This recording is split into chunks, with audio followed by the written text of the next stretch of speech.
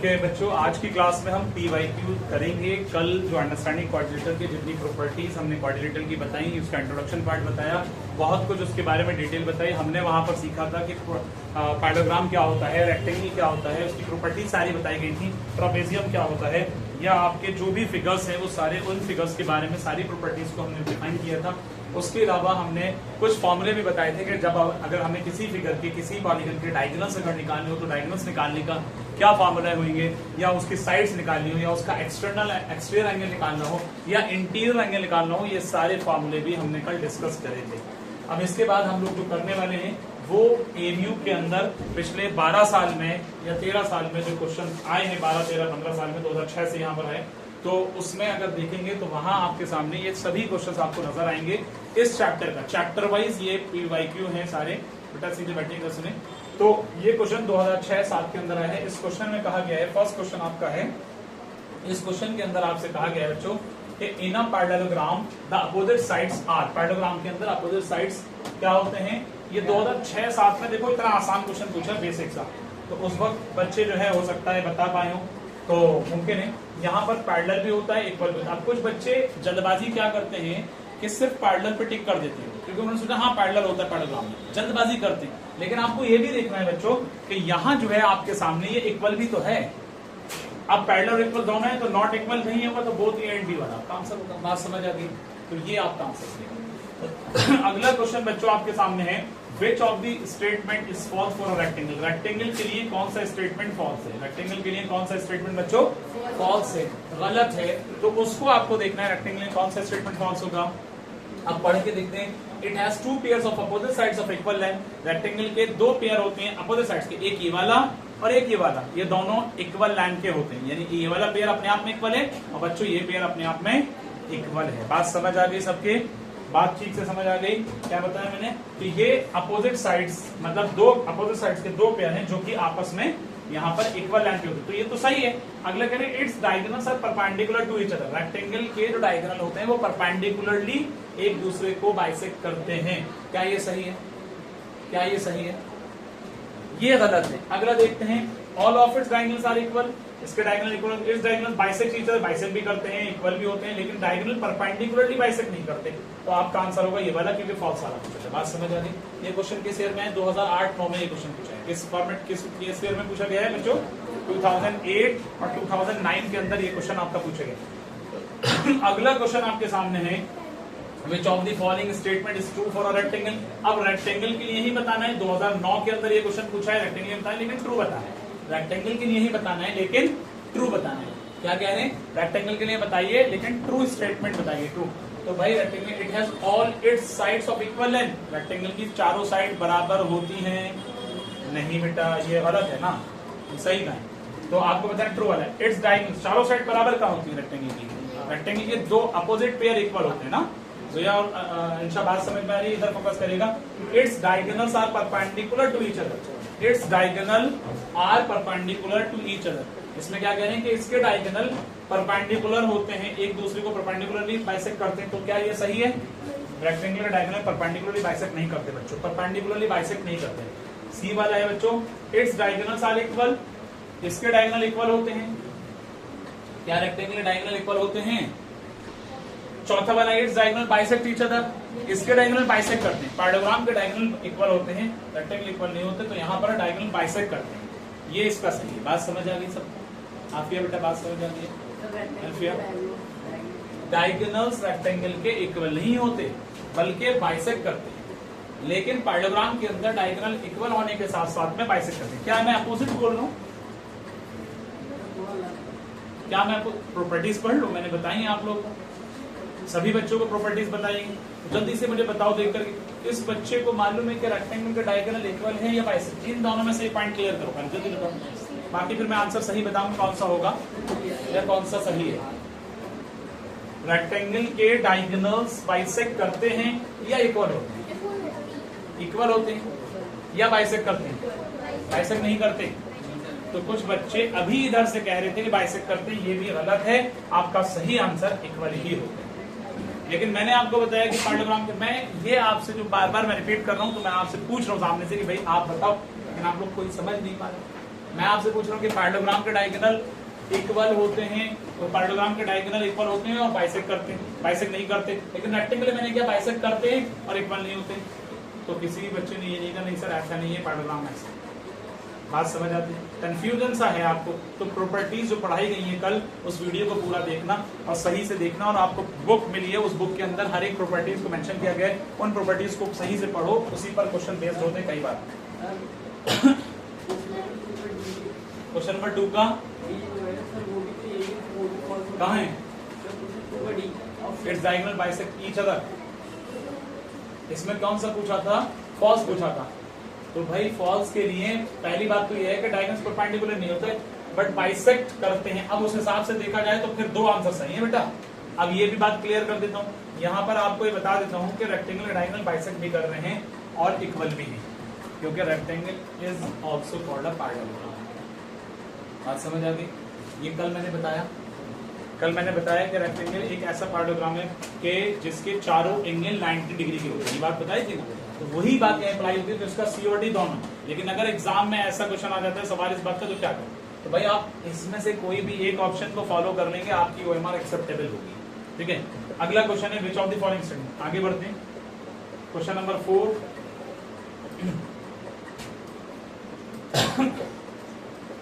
Which of the following statement is true for the rhombus? तो भाई rhombus के लिए कौन सा स्टेटमेंट ट्रू है? रोम्बस के लिए कौन सा स्टेटमेंट? देखो, its diagonal bisect each other, तो सिर्फ बाइसेक्ट नहीं करते, ये गलत है। Its diagonal bisect at 90 degree, 90 degree पे बाइसेक्ट करते हैं। Its diagonal intersect each other, तो भाई इंटरसेक्ट का तो होगा नहीं। Its diagonal intersect at 90 degree, intersect नहीं कहेंगे, इंटरसेक्ट एट 90 नहीं कहेंगे, बल्कि बाइसेक्ट एट 90 कहेंगे। मतलब कहने का है कि जिस पॉइंट पर कटते तो वहां से बराबर हो जाते हैं वो पॉइंट्स, इक्विडिस्टेंट हो जाता है। बात समझ में आ रही है? तो इसलिए इसका सही आंसर होगा its diagonal bisect at 90 degree. Clear? 2010-11 में क्वेश्चन आया। अगला क्वेश्चन 5 है, in a parallelogram ABCD, its diagonal AC and BD intersect at O if OB is equal to 4.5 centimeter and AC is equal to 5 centimeter more than 5 centimeter more than BD, यानी BD से 5 centimetre ज्यादा है, then OA क्या होगा? Question अच्छा है, आपकी understanding quadrilateral जो चैप्टर आपकी एनसीईआरटी बुक का एक्सरसाइज 3.1 से पहले वाला एग्जांपल है, जो लेफ्ट हैंड पे एग्जांपल वहां दे रखा है। एक्सरसाइज 3.1 से पहले वाला एग्जांपल है, बिल्कुल सेम क्वेश्चन बुक का है, लेकिन एग्जांपल। अब क्या करना है, पहले इसको बना लेते हैं कि यहां आपके पास में एक पैरेललोग्राम है। क्या है?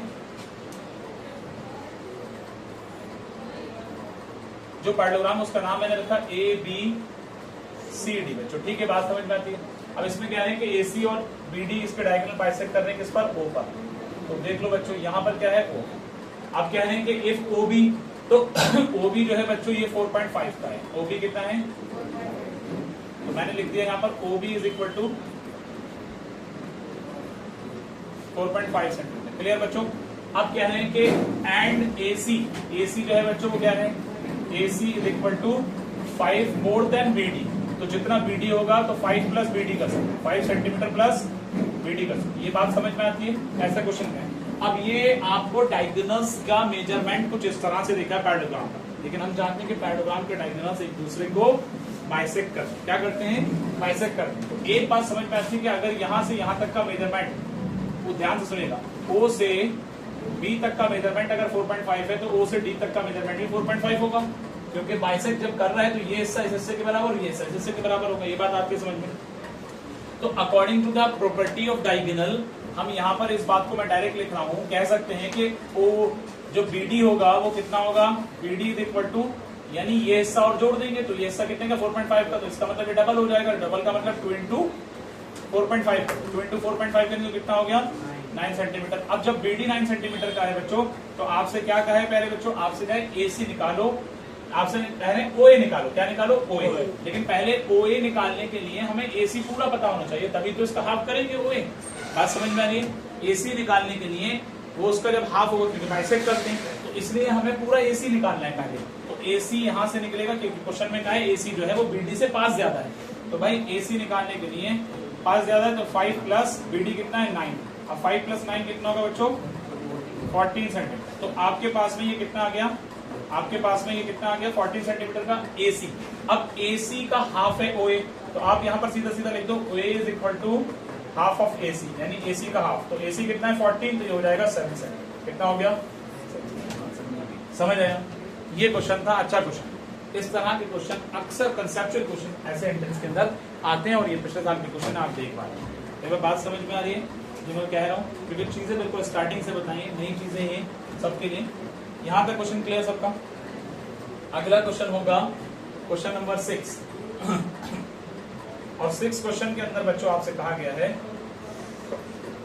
Which of the following statement is not true? इनमें से कौन सा स्टेटमेंट ट्रू नहीं है? इनमें से कौन सा स्टेटमेंट ट्रू नहीं है? ऑल रेक्टेंगल्स आर स्क्वायर, भाई ये आप लोग मुझे बताएंगे। ऑल रेक्टेंगल आर स्क्वायर, क्या सारे रेक्टेंगल स्क्वायर हो सकते हैं? चलिए मान लिया। ऑल स्क्वायर्स आर क्वाड्रिलेटरल, सारे स्क्वायर्स क्वाड्रिलेटरल हैं? या और ऑल पैरेललोग्राम्स आर ट्रापेजियम, सारे पैरेललोग्राम ट्रापेजियम हैं? Area of rhombus is half of the product of its diagonal, ये भी सही है। तो रॉन्ग वाला कौन सा है? सही है बच्चों, बात समझ में आ रही है? देर मानव, अच्छा आवाज सुभान। अगला क्वेश्चन है the maximum exterior angle possible, exterior angle possible for regular polygon. Regular polygon के अंदर एक्सटीरियर एंगल की पॉसिबिलिटी जो होती है मैक्सिमम वो 120 होती है, और रेगुलर पॉलीगन के अंदर इंटीरियर एंगल की पॉसिबिलिटी जो होती है वो 60 डिग्री होती है। कितनी होती है बच्चों? 60 डिग्री इंटीरियर। और आराम से बैठो। और मैक्सिमम एंगल रेगुलर पॉलीगन के अंदर एक्सटीरियर एंगल की पॉसिबिलिटी कितनी होती है भाई? 120। ये चीज याद रखनी है। 2013 के अंदर ये क्वेश्चन आपसे बच्चे पूछे हैं। यहां तक सबके समझ में आ रहा है? देखो एंट्रेंस की जो डेट है वो आपकी 11th में है। आपके पास अभी मार्च का जो भी डेज बचे हैं तकरीबन 15 दिन 14 दिन जो भी बचे हैं, उसके बाद अप्रैल बचा है, तो उसके बाद उधर 10 दिन आपको मिलेंगे। तो मान के चलिए कि 2 महीने से कुछ कम वक्त आपके पास है। 2 महीना तो नहीं कहेंगे, 1 महीना 20 दिन कह सकते हैं, लेकिन जिसके अंदर आपके अभी कल होली की छुट्टी है, फिर आपके ईद के 2-3 दिन की उधर छुट्टी जाएगी। लेकिन मेरा कहना यहाँ पर यह है कि आप लोग अपने डेज को काउंट करो कि कितने डे आपके पास हैं और कितना सिलेबस आपको पढ़ना है। उसको एक एम बनाओ, एक टारगेट बनाओ और टाइम टेबल बना करके प्रॉपर्ली उसको निकालो, टाइम को निकालो, पढ़ो। ठीक है, चीजों को ज्यादा से ज्यादा रिवाइज करो। लेकिन जब तक अगर आप रिवाइज नहीं करेंगे ज्यादा तो चीजें आपकी बेहतर नहीं होंगी। अब यहाँ पर नेक्स्ट क्वेश्चन आपका होगा, अगला क्वेश्चन होगा Which of the following angles is a reflex angle? 2014 के अंदर 2014 के अंदर बच्चों ये क्वेश्चन आया है। 2014 में ये क्वेश्चन बच्चों आया है और इस क्वेश्चन का रिफ्लेक्स, तो मैंने कल बताया था इंट्रोडक्शन वाले दिन, रिफ्लेक्स एंगल वो है जो, बोलो, 180 से छोटा या बड़ा? बड़ा। और 360 से छोटा। तो 180 से बड़ा होगा, 360 से 180 से बड़ा, यस डी ऑप्शन। तो 270 180 से बड़ा है, 360 से छोटा है। बात समझ आ रही है? ठीक है जोया। अगला क्वेश्चन होगा बेटा the angle which exceeds its complementary by 20 degree. वो एंगल जो अपने एंगल से कह रहे हैं, द एंगल, वो एंगल बताइए विच एक्सीड्स कॉम्प्लीमेंट बाय 20 डिग्री। तो इसमें कौन सा आंसर बनेगा? 2014-15 में ये क्वेश्चन आया है बच्चों। हाँ जी, कॉम्प्लीमेंट्री एंगल। पहली बात ये करेंगे, पहली बात ये करेंगे कि कॉम्प्लीमेंट्री एंगल क्या है भाई। पहली बात तो हमें ये मालूम होना चाहिए कि कॉम्प्लीमेंट, इस क्वेश्चन के अंदर जो कहा गया है कि the angle which exceed its complement by 20 degree. तो पहली बात हमें समझ रहे हैं कि कॉम्प्लीमेंट्री एंगल क्या है भाई। कॉम्प्लीमेंट्री एंगल कहते हैं जिन दो एंगल का सम 90 डिग्री है। तो अगर मैं उसमें से एक को x लेट कर लेता हूँ, दूसरा वाला क्या होगा बच्चों? 90 माइनस x, यानी इसका जो कॉम्प्लीमेंट आएगा, इसका जो कॉम्प्लीमेंट आएगा क्या आएगा बच्चों? 90 माइनस एक्स। क्या आएगा? 90 माइनस एक्स। अब कह रहे हैं कि जो कॉम्प्लीमेंट है वो अपने आप में 20 ज्यादा है अपने दूसरे वाले एंगल से। तो 20 ज्यादा है ये वाला इससे। तो अगर मैं 20 इसमें प्लस कर दूं तो ये दोनों के दोनों रुक गई। बैटरी जा रही है इसकी, रुक जाओ। मैं बात कर रहा था कि ये वाले 20 ज्यादा है। अगर मैंने इसमें 20 ऐड किया तो जाहिर है दोनों बराबर हो। अब आपसे पूछ रहे हैं कि वो एंगल क्या है, तो भाई उस एंगल को एक्स लेट किया तो एक्स वैल्यू आ जाएगी। तो एक्स इसको इधर लाएंगे तो क्या होगा बच्चों? Plus x is equal to 90। इसको इधर लाएंगे ये क्या होगा? बोलो जल्दी। माइनस होगा। तो माइनस होगा तो मेरा ख्याल यह है, हाँ नहीं माइनस नहीं होगा, बल्कि एक छोटा मिस्टेक इसमें यह है कि यहाँ पर कॉम्प्लीमेंट एंगल 20 डिग्री ये ज्यादा है, तो मतलब ये वाला एंगल 20 ज्यादा है इस वाले से। तो हमें क्या करना है? 20 माइनस करना है। समझे ना बात को? समझना, ये एंगल जो है ये वाला एंगल 20 ज्यादा है, इससे तो जाहिर है कि इसमें से अगर हम 20 को लेस करेंगे तब चीज सही बनेगी। तो ये इधर जाकर क्या होगा बच्चों, प्लस होगा। तो ये हो गया 2x इज इक्वल टू 110। तो आपके पास में इस हिसाब से x की जो वैल्यू आ गई वो कितनी आ गई, 55। तो पता चला कि उसके कॉम्प्लीमेंट डिग्री का बनेगा। आती बात समझ में, क्लियर है ये क्वेश्चन। अगला क्वेश्चन होगा question number 10, find the number of the sides of a regular polygon whose each exterior angle has a measure of 45 degree. भाई एक्सटीरियर एंगल कितना देखा है बच्चों, 45 का। अब आपसे क्या पूछ रहे हैं, नंबर ऑफ साइड्स। तो मैंने बताया कि नंबर ऑफ साइड्स निकालने के एक्सटीरियर एंगल अगर गिवन हो 360 से एक्सटीरियर एंगल को डिवाइड करो, यही तो बताया। 360 से एक्सटीरियर एंगल को डिवाइड कर दो। तो 5 9 दा और 5 7 दा और एक 0 इधर आ गया, 5 2 दा 10, 9 1 दा 9 8 दा। तो पता ही चलता है कि उस पॉलिनोमियल की 8 साइड होंगी। कितनी होंगी भाई, 8 साइड होंगी। आंसर होगा 8। क्लियर है, यहां बात समझ में। अगला क्वेश्चन होगा बच्चों, अगला क्वेश्चन होगा question number 11, what is the sum of the measure of the angle of a convex quadrilateral. 2015 के अंदर ये क्वेश्चन आया है। इस क्वेश्चन में कहा है कि कॉन्वेक्स क्वाड्रिलेटर के एंगल का सम कितना होगा, 180 डिग्री या 360 degree. What is the sum of the measure of angle of a convex quadrilateral. तो भाई सीधा सीधा है, क्वाड्रिलेटरल के सभी एंगल का सम कितना होता है, 360। बस वर्ड कॉन्वेक्स बोला है तो आप उससे कंफ्यूज नहीं हो। अगला क्वेश्चन है the sum of the opposite angle of a cyclic quadrilateral. ये क्लास 9 की बुक का सर्किल वाले चैप्टर का क्वेश्चन है शानवाज, और क्लास 9 रेगुलर वाली बुक का सर्किल वाले चैप्टर क्वेश्चन चैप्टर नंबर 10, उसमें साइक्लिक क्वाड्रिलेटर के बारे में बताया। हालांकि हमने भी आपको इंट्रोडक्शन शायद बताया, नहीं बताया तो बता देते हैं कि साइक्लिक क्वाड्रिलेटर एक ऐसा क्वाड्रिलेटर है जिसके चारों वर्टेक्स सर्कमफ्रेंस पे बने हुए होते हैं। लाइक किस तरह से वो दिखता है, जिस तरह से वो दिखता है जैसे एक सर्कल है और इसके सर्कमफ्रेंस पे ही चारों वर्टेक्स इसके सर्कमफ्रेंस पे बनते हैं। ऐसे करके आप समझते हैं, यानी यहाँ होगा A, B, C and D, ABCD। अब असल बात यह है कि यहाँ पर ABCD जो दे रखा है तो ये आपका साइक्लिक क्वाड्रिलेटर होगा। अब साइक्लिक क्वाड्रिलेटर के कह रहे हैं कि sum of the measure of angle of a cyclic quadrilateral. हालांकि यहाँ पर अपोजिट एंगल, क्या कह रहे हैं, अपोजिट एंगल। अपोजिट एंगल का सम का मतलब होगा बच्चों एंगल A एंगल C और angle plus B plus D, ये होगा। बात समझ में आ रही है। तो मेरा कहना यहाँ पर यह है कि अपोजिट एंगल का साइक्लिक क्वाड्रिलेटर के जो सम होता है वो 180 डिग्री होता है। थ्योरम 10.11 और थ्योरम 10.12 ये दो थ्योरम है जिसके अंदर ये चीजें बताई गई हैं क्लास 9 रेगुलर वाली बुक के अंदर जो काफी आप पढ़ रही हैं। तो यहाँ पर उस चैप्टर के अंदर कहा गया है कि अपोजिट एंगल, याद रखना साइक्लिक क्वाड्रिलेटर के अपोजिट एंगल का सम हमेशा 180 होगा।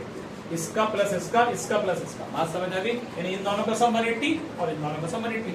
आगे बात समझ में, जब अगर वो साइक्लिक क्वाड्रिलेटर है, बात समझ आ रही है। हालांकि एक डायग्राम ऐसा भी है जो पैरेललोग्राम है जिनके एडजेसेंट एंगल का सम 180 होता है। पैरेललोग्राम के एडजेसेंट एंगल का सम 180 होता है। तो बेटा पैरेललोग्राम में एडजेसेंट कौन से एंगल होंगे, ये वाले, ये इन दोनों का या इन दोनों का या इन दोनों का या लेकिन अपोजिट कौन से होंगे सफिया नमूना, कौन से एंगल भी है, ये वाले, कौन से होंगे, ये वाले। तो इनमें ये साइक्लिक के अंदर प्रॉपर्टी लगती है कि साइक्लिक क्वाड्रिलेटर के अपोजिट एंगल का सम 180 के इक्वल होता है। बच्चों बात क्लियर होगी। अगला क्वेश्चन यहाँ पर, if the midpoint of the sides of a quadrilateral are joined then the figure so formed will be। अगर किसी क्वाड्रिलेटर के मिड पॉइंट से, अगर किसी क्वाड्रिलेटर के मिड पॉइंट से जो बनाया जाता है, जो मतलब साइड्स के मिड पॉइंट से एक और क्वाड्रिलेटर जो दूसरा बनता है तो वो फिगर क्वाड्रिलेटर ही बनेगी। ट्रायंगल बनेगा, पैरेललोग्राम बनेगा, नॉन ऑब्वियस बनेगा। क्वाड्रिलेटरल के मिड पॉइंट से क्या बनेगा ये मैंने लिखवाया अपने, शायद इसमें मेरी बुक के अंदर भी वो पॉइंट सारे दे रखे शायद, एक बार चेक करिए। क्वाड्रिलेटरल के जैसे एक जनरल क्वाड्रिलेटरल है, उनकी साइड्स का मिड पॉइंट अगर लेते हैं तो उनके मिड पॉइंट से क्या बनेगा, क्वाड्रिलेटरल ही बन रहा है, या क्वाड्रिलेटर के मिड पॉइंट से पैरेललोग्राम बन रहा है। तो चेक करो क्या बन रहा है, जल्दी बताओ। चलो ये क्वेश्चन आपका होमवर्क है, करके लाना है इसको। आज इतना ही रख रहे हैं बाकी, ठीक है। और जो बच्चे वीडियो देख रहे हैं वो लाइक करें, शेयर करें, कमेंट करें। अगर आपको लगता है कुछ फायदा हो रहा है तो शेयर जरूर करें ताकि दूसरे बच्चों का भी फायदा हो। आज के लिए इतना ही काफी है, आज के लिए इतना ही काफी है। Thank you so much Sahib.